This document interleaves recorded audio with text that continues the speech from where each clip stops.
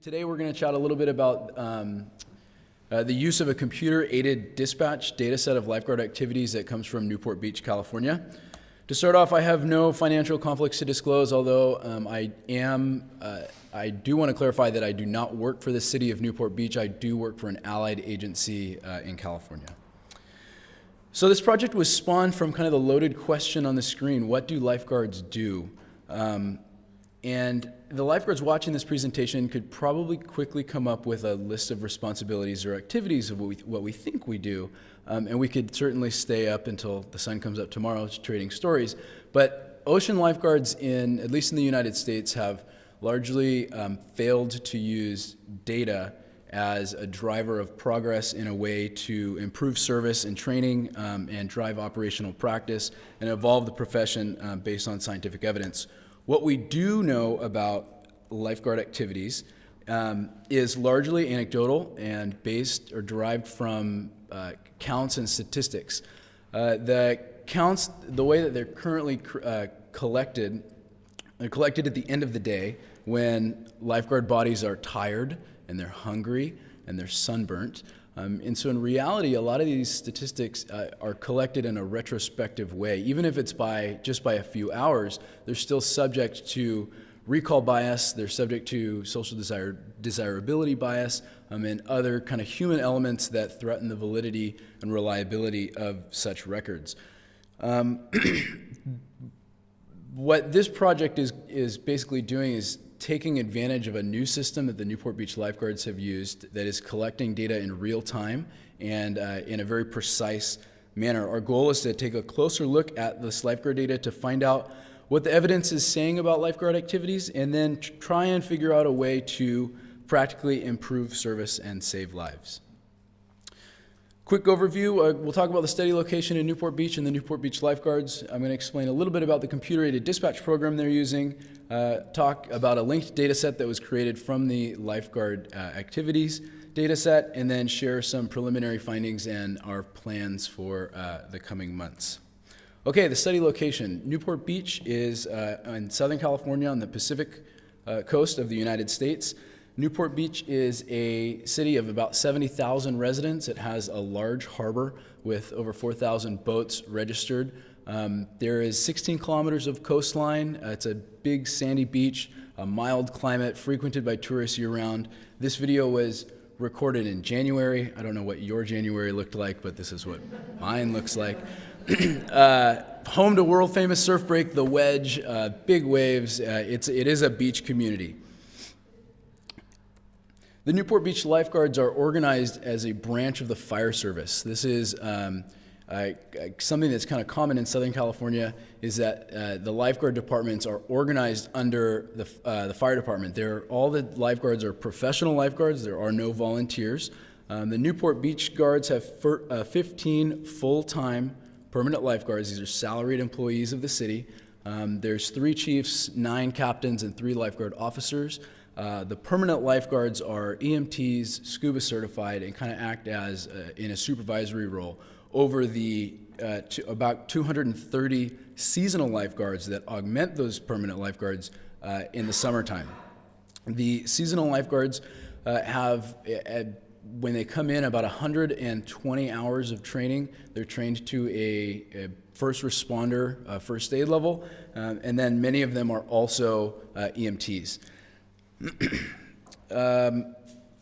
The city of Newport Beach also runs a huge junior lifeguard program with about 1,300 kids and over 50 junior lifeguard instructors. So Newport Beach lifeguards have 2 headquarter buildings, over 38 lifeguard towers. 3 of those are bayfront, 13 frontline lifeguard patrol vehicles. They have 2 rescue watercrafts, and they have 3 Sea-Watch rescue boats, which are twin-screw 33-foot crystalliners designed to work in the surf, back up and pick up swimmers. We have a map of the city here. So the Newport Beach patrol area covers about 10 kilometers, and it's broken into 3 divisions. The blue dots here, you can see where the headquarter buildings are, and each of the red dots represents where a lifeguard tower is. Okay, the beginning of our story here. In 2015, the Newport Beach Lifeguard started using a computer-aided dispatch system that is very similar to what law enforcement in the United States or fire service in the United States uses to run the operation. The way that this is different is that the dispatcher, who is a lifeguard who is going to be present on the beach running the operation from 7 a.m. till 6 p.m. in the wintertime and 7 a.m. Usually till about 8 or 9 p.m. in the summertime.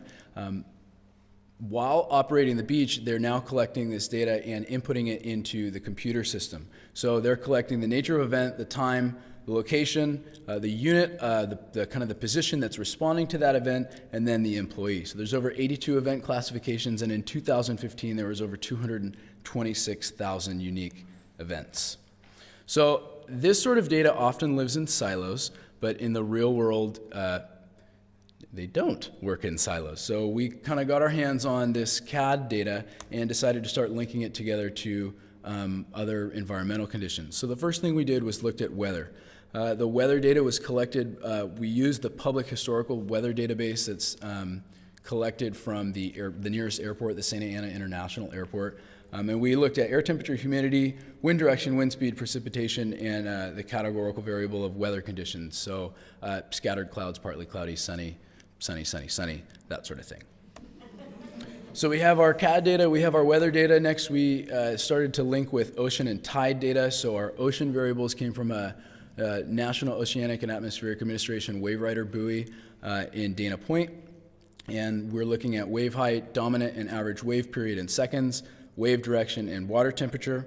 And then we also have tide variables that were collected from the mouth of the Los Angeles Harbor and mathematically converted to the Balboa Pier, which is in Newport Beach. So with the tide variables, we have a timestamp and we have the water level. So we were able to calculate or kind of look at if it's an ebb incoming ebb outgoing or flood incoming tide.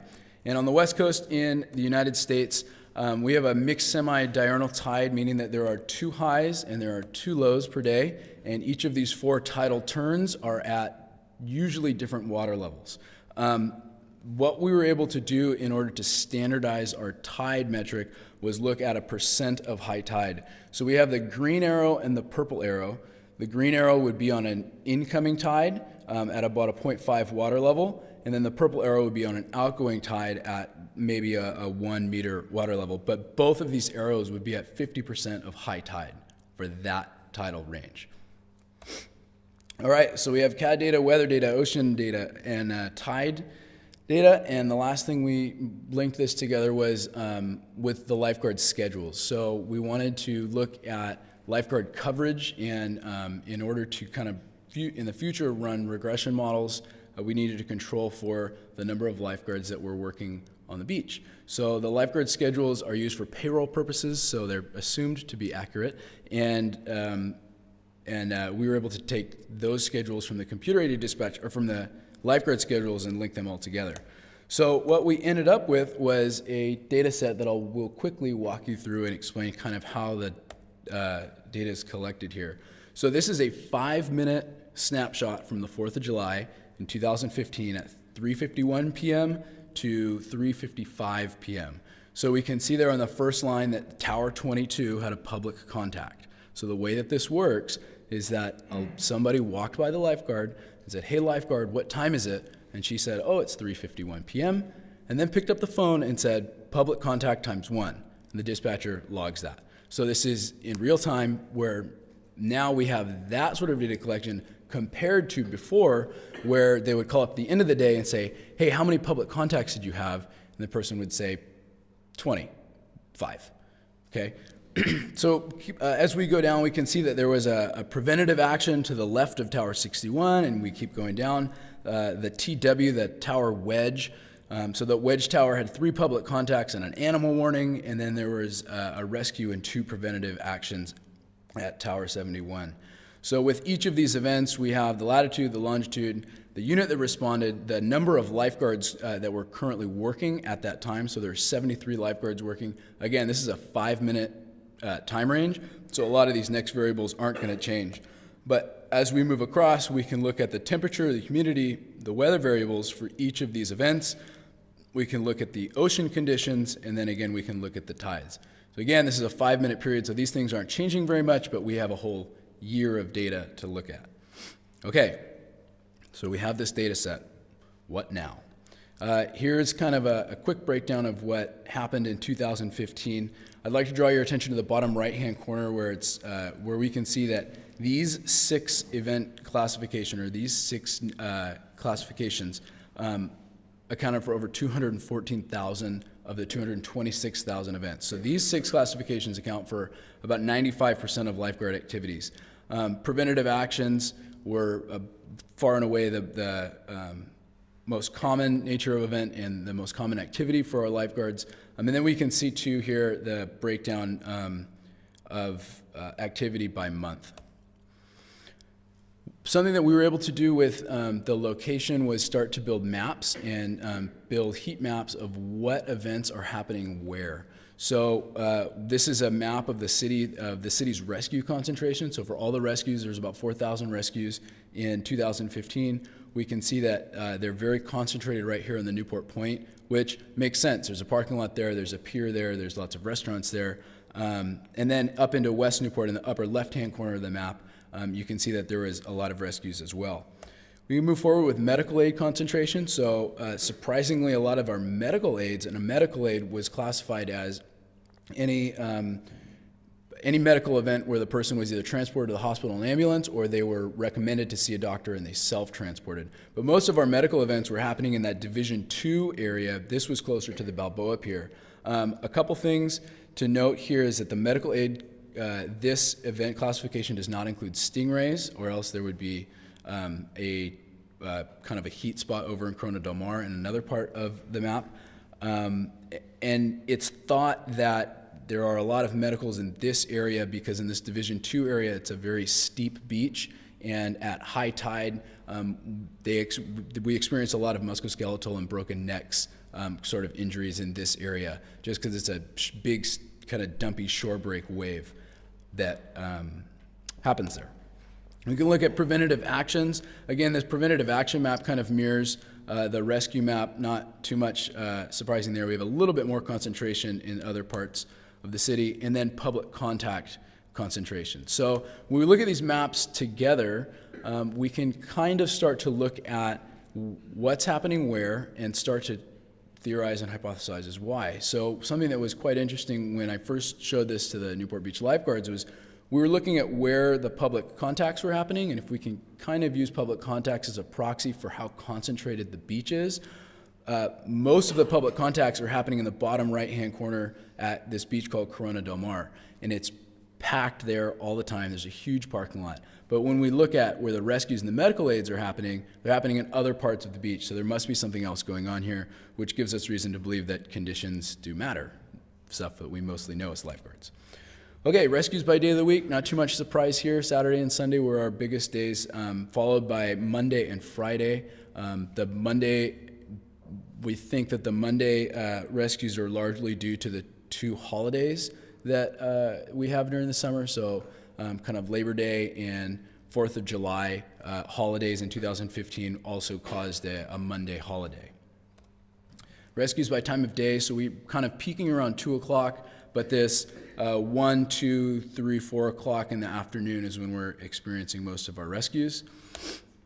When we move on here, the blue bars here are a count of rescue coverage, or excuse me, lifeguard coverage, so how many lifeguards are working on the beach, and the red is the count of rescues. So you can very clearly see the defined season that Memorial Day, kind of at the end of end of May and the beginning of June, there's a big spike, a lot of lifeguards are working, and then right kind of in the middle of September, all the lifeguards go home.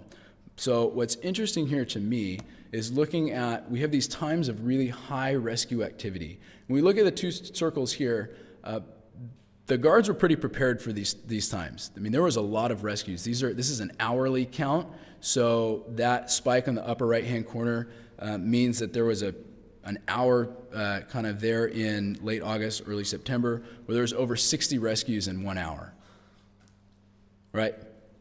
They were pretty prepared for it. They had a lot of people on duty. what's interesting to me is when we start to look at these other periods of these shoulder seasons where there are high rescue activities and there are very low, there's a low coverage level. So I'm looking forward to doing kind of some stratified analysis by season to see what are some of the other factors that are contributing to these shoulder season periods of high rescue activity.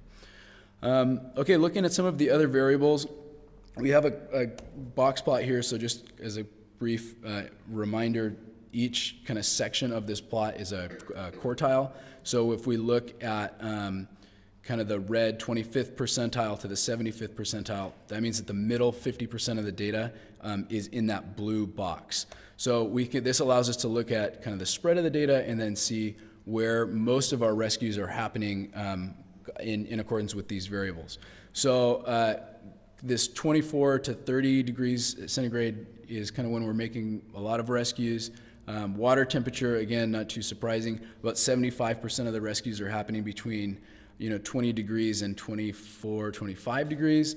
And then wave height, again, this 0.8 meters to 1.2 meters is when we're having a lot of rescues, although that there are quite a few rescues all the way up into the 1.6, 1.8 meters. Again, with the wave height, this is wave height at a buoy that's offshore. So surf, when it gets to the shore, is much bigger than that number. Okay, rescues and tides. This was something that was very interesting to me because when I was a lifeguard and I was sitting in my rookie class, I was told by my lifeguard instructor that most of our rescues are happening on an outgoing tide because that's when the rip currents are pulling strongest. I have believed that my entire career, as have most of the lifeguards that I work with. So this was rather surprising when we saw that there were more rescues that happened on a flood tide in the city. And the colors here break down the different divisions that I explained at the beginning of the presentation. So in every single division, there were more rescues on an incoming tide versus an outgoing tide. And this isn't a huge difference, but I was expecting the rescues to be much higher on an outgoing tide than an incoming tide. This is that percent of high tide, that standardized tide metric I explained it a few minutes ago. Basically, the box plot on the left is saying that we're rescuing people kind of at all points of the tide, low and high tide, although probably rescuing more people when it's a little bit lower tide.